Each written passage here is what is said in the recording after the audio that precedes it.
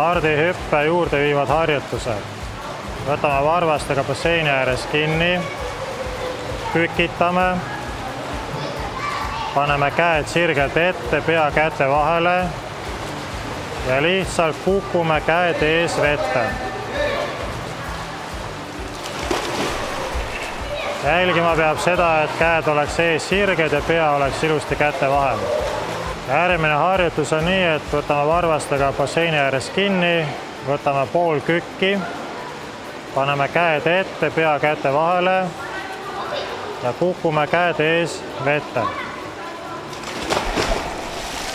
Ja jälgime, et kukume vette sirged käed ees ja pea käte vahel.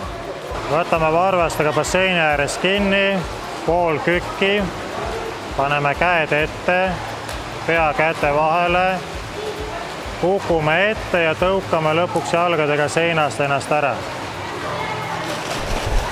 Jälgime jälle, et käed oleks sirged ja pea käte vahel ja toimuks jalgadega tõuge seinast.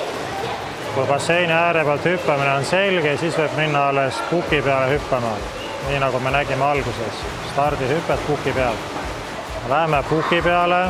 Võtame varvastega puki ääres kinni, et me ei libiseks. Kummardame ette, kõverdame põlved, võtame kätega puki ääres kinni, pea läheb käte vahele, hüpe.